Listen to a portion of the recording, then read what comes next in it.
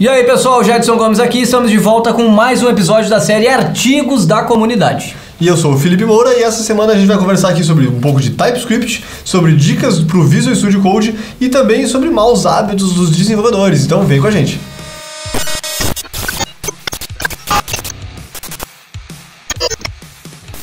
E começamos aqui com um artigo muito legal lá naquele site dev.to, que são 5 dicas, 5 truques, né, para Visual Studio Code, para quem usa aí o editor, né, mais famoso da atualidade, aí, que é realmente muito bom. Eu achei muito legal, algumas dicas eu não sabia, então vamos passar por elas aqui e comentando sobre. Então, primeiro, essa aqui eu não sabia, a parte de fazer refatoração com o rename symbol. Sabe quando a gente tem uma palavra, né, o Visual Studio Code ele identifica aquilo ali como um símbolo, então a gente não precisa dar um find, replace ou coisa assim, ele identifica aquilo ali e ele consegue ter, né, por contexto ele sabe todos os símbolos que existem dentro do arquivo, né, é muito útil isso. Eu uso bastante, inclusive ontem mesmo eu estava codando ali um projeto que tinha a palavra printer e tinha muitas variáveis que era printer algo ou algo printer, então se eu fosse tentar substituir, né, a palavra printer por outra coisa, ele ia deixar um monte de variáveis quebradas. Daí o que eu fiz? Eu fui lá no printer mesmo e dei um refactor dele, né, dei um rename do próprio símbolo e aí sim, apenas as que eram printer mesmo foram renomeadas corretamente. É, muito útil. Outro aqui é a parte de atalhos para edição. Então tem vários atalhos, né? Obviamente, a gente trabalha ali digitando o dia inteiro, né? Então, aquele de, por exemplo, botar uma linha para cima, uma linha para baixo. Um que eu não sabia e comecei a usar já depois de ler é, se tu der Ctrl+C, Ctrl+V em nada, ele duplica a linha. Né? Porque assim, para quem usa Linux, que é o meu caso, o atalho que o Visual Studio Code vem por padrão não funciona. Né? No caso do Ubuntu, se a gente usa o Ctrl, Shift, Alt para baixo, ele troca de workspace no Linux, no Ubuntu, né, no caso. E esse é o atalho padrão que funciona no Mac e no Windows. E aí eu fui ver, justamente eles falam sobre isso, que então no Linux tu tem essa outra opção que é tá com o cursor no final da linha, Ctrl+C, Ctrl+V, ele duplica aquela linha. Legal. Muito útil, passei a usar. E para quem tem um Mac com a Touch Bar também, então ele tem algumas funcionalidades ali e fica a dica que a gente desenvolveu um plugin também para o VS Code que adiciona um monte de ícones na Touch Bar que são muito úteis, como por exemplo, múltiplos cursores, linha de baixo, duplicar, etc. E tu pode até customizar quais comandos tu quer colocar ali. Até podem nos ajudar que tá lá no GitHub também, mandar sugestões, né? E aqui a parte de multicursor, como o Felipe falou, é muito útil, acho que diariamente a gente usa, né? Mas são mais úteis. Para alterar, então a gente segura ali o Alt junto, né? Ele consegue selecionar as colunas, é realmente muito útil, isso aí já tinha no Sublime, tem outros editores também, e faz muito sentido, né? Para o nosso dia a dia. A parte de navegação por teclado, né? Então também é relacionado a atalhos, né? De Ctrl+G vai para uma linha, coisas assim. E esse aqui eu também não sabia, que são os code snippets que a gente mesmo pode criar. Então a gente pode ir lá e adicionar, eu quero que quando eu escreva tal coisa ele já autocomplete para mim com o meu snippet. Eu uso bastante isso, eu tenho um snippet, por exemplo, de promise. Então eu digo new p, ele bota new promise como function que recebe o resolve e o reject. Então já facilita bastante, né? Outro item muito legal também é a parte de autocomplete ali, né? Para quem viu a weekly da semana passada, a gente falou do Deep Tab 9, que é uma evolução ainda em cima disso, né? Tem suporte para várias linguagens, que é basicamente uma inteligência artificial que nos ajuda a escrever. Mas o Visual Studio Code ele também já tem, por padrão, ele já tem a parte de inteligência ali, de ter o autocomplete, e eles também têm uma funcionalidade parecida com o Deep Tab 9, né? Inclusive é um plugin desenvolvido pela própria Microsoft, né? Bem interessante de testar também. E um pouco de TypeScript aqui também, né? A gente tem um artigo indicado e escrito pelo Eduardo Rabelo que fala sobre generics no TypeScript. Eu achei bem interessante, eu acabo não utilizando muito isso aqui, mas eu achei massa e, como sempre, os artigos dele foi muito bem escrito, né? Então tem os exemplos ali, tem umas setinhas apontando sobre o que é o que. Foi bem legal, bem descritivo e bem didático também. E temos mais uma lista aqui lá no Dev.to de novo, dessa vez a Ilona Codes fez aqui um compilado de 5 mau hábitos na parte de desenvolvimento de software. Então é legal a gente ver aí os mau hábitos, né? Então ela fala aqui, por exemplo, sobre não adotar um code style, esse eu concordo muito, acho que é realmente muito útil, né? Que a gente, por exemplo, vai fazer JavaScript, tem que adotar um code style, porque JavaScript e PHP, por exemplo, a gente tem muita liberdade. Né? Isso é muito bom. Porém, quando a gente está num time que é não precisa ser muito grande, não. Um time com algumas pessoas ali, cada uma tem o seu estilo de código, e se a gente não adota um code style, acaba que a gente vai ter código, enfim, granularizado aí para sempre, né? E é bem difícil de corrigir. Isso tem que ser implementado já no início do projeto, né? Sim, é verdade. Com certeza. E também o outro ali é o copy-paste in code blindly. Então, copiar e colar cegamente. Copiar e colar como se não houvesse amanhã, assim, sabe? Vai no Stack Overflow, funciona lá. Isso realmente é um mau hábito, né? Primeiro porque muitas vezes vai ter problema. E segundo, porque tu não aprende exatamente assim, né? O legal é tu olhar os códigos no Stack Overflow e aprender com eles. Então, se torna uma boa prática tu evoluir na carreira, evoluir tecnicamente, baseado nesses códigos, ao invés de ficar só copiando e colando pra lá e pra cá. Eu acho que essa é uma ótima dica, assim. Eu, basicamente, muito do que eu aprendi fazendo isso, né? A gente tem que tentar entender. Claro que às vezes, eu só quero copiar isso aqui e fazer funcionar, né? Mas é importante ser alguma coisa que de repente tu nunca viu, né? E que é bom a gente aprender como é que é. Outra dica que ela dá aqui, né? Que na verdade é um mau hábito, é ficar acordado até muito tarde. Isso todo mundo faz, ou fez, né? Mas realmente isso faz mal, né? Acaba afetando bastante, inclusive na tua produtividade no outro dia. Então, ela até explica aqui alguns dos motivos, né, de por que normalmente quem está desenvolvendo gosta de fazer as coisas de noite, porque a gente fica mais concentrado, né, tem um clima melhor. Acho que se criou também essa cultura e esse estigma aí de que quem desenvolve tá lá de noite com fone, sim, fazendo muito código. Mas tem que ter um equilíbrio também, né? Sim. O quarto item eu achei bem relevante também, que é a falta de documentação. De fato, né? A falta de documentação é ruim em qualquer coisa. E em código, então, se tu lê o código já é difícil de entender, imagina tu ler um código que não tem nenhuma documentação para auxiliar, né? E o pessoal menospreza muito o poder da documentação. Tem que ter, nem que seja um readmezinho ali indicando alguma coisa, tem que ter explicado. E aquilo que eu costumo dizer também tu tem que dizer o óbvio, né? Às vezes tu pensa, isso aqui é óbvio, quem olhar vai entender. Não, tem que dizer o óbvio porque é outro cérebro, é outra pessoa, inclusive tu mesmo daqui a um tempo vai ler e não vai entender também.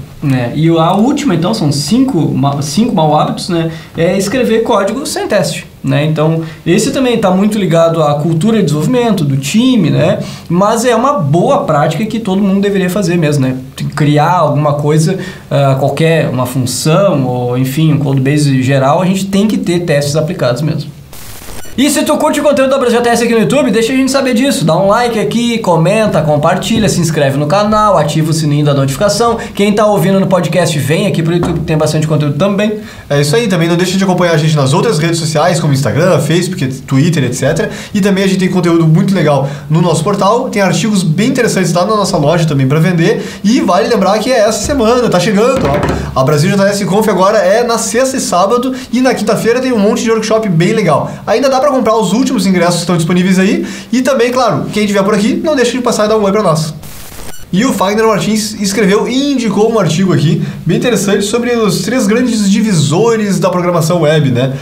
Isso aqui, na verdade, ele está falando aqui sobre um trabalho sobre a grande divisão escrito por Chris Coyier, ou Coyier, não sei como é que se pronuncia o nome dele, mas ele escreveu esse artigo em 2019 e agora o Fagner está, então, elaborando mais sobre esse assunto, né? Inclusive, ele comenta aqui sobre as 3 grandes tecnologias principais da web, a grande tríade, né? Que é HTML, CSS e JavaScript. E são linguagens que acabam se comunicando muito bem, mas elas têm objetivos diferentes, elas têm abordagens muito diferentes, né? E daí ele tem um artigo bem extenso aqui, inclusive com citações ali, que ficou bem bacana e vale para filosofar um pouco sobre o assunto realmente, né?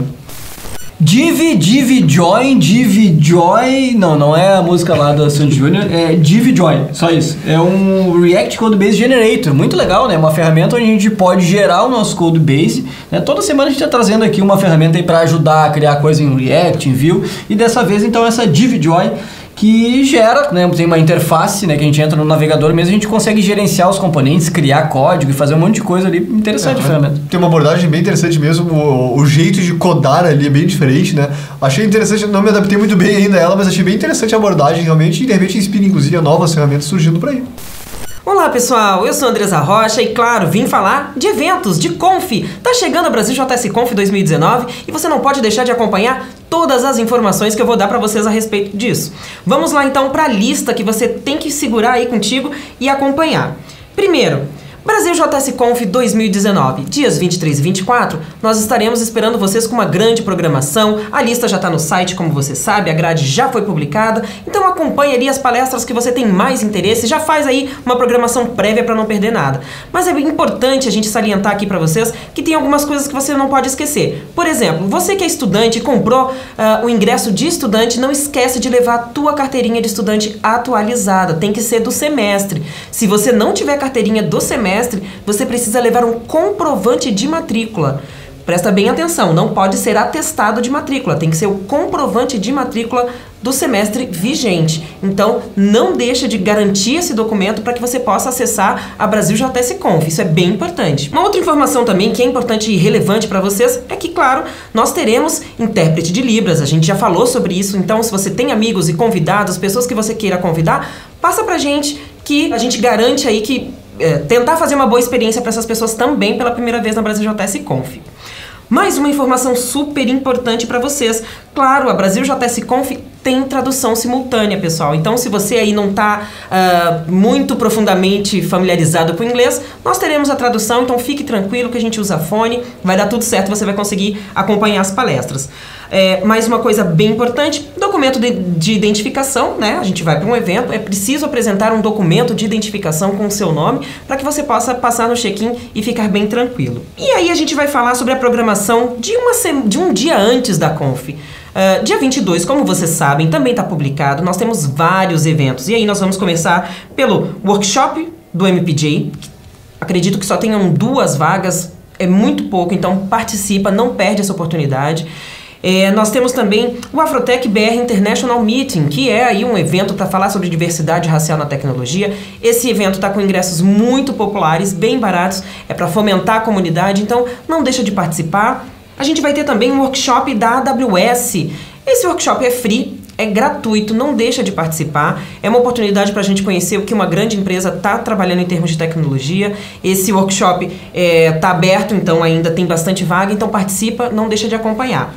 Nós teremos também no dia 22 um workshop, um roadshow do EMP, que é um workshop do Google. E também você não pode deixar de acompanhar, é uma oportunidade única, eles estão rodando o Brasil e rodando o mundo com esse workshop, então é a única oportunidade que você vai ter de participar desse evento em Porto Alegre. Nós temos também aí a D-Web Meeting, que é para discutir sobre o futuro da web, sobre o futuro da web descentralizada. Esse evento também tem ingressos gratuitos, tá uma grade publicada já excelente, então não deixa de participar e acompanhar. Claro, nós vamos falar da novidade da semana, que é a venda de ingressos para o On The Road São Carlos, que vai acontecer no Novolab. O Novolab que é aquele espaço incrível, aquele campus de inovação, em que está tendo muito destaque na comunidade local e mundial. Não deixa de acompanhar o nosso On The Road São Carlos. Já está com Call for Papers aberto, então manda a tua palestra. Também está com ingressos à venda. É isso por enquanto. Segue acompanhando a Brasil JS e a gente te espera na Brasil JS Conf 2019. Bora então agora para a parte mais humorística da semana aqui, trazendo uma tirinha do Monkey User, onde eu tentaria usar os meus dotes de ator, então, para tentar ser engraçado, né? O bom é que essa tirinha aqui não tem uma única frase, é uma tirinha muda. Mas tem então aqui um personagem que ele tá aqui bem triste, com uma cara de bunda mesmo, né? Sentado no ônibus ali, tu vê que ele tá chateado, assim. Dá até pra imaginar uma musiquinha triste tocando de fundo. Daí ele tá caminhando na rua, também com a mão no bolso, meio triste, assim. Depois tá sentado na frente do computador, olhando pra tela, por um bom tempo. E aí o que tá escrito na tela é: qual o nome do novo arquivo que tu tá criando? E depois a próxima tirinha tá ele morto ali, anos esperando sem conseguir decidir um bendito nome de um arquivo, né? Tem até um fantasminha do bug ali, né?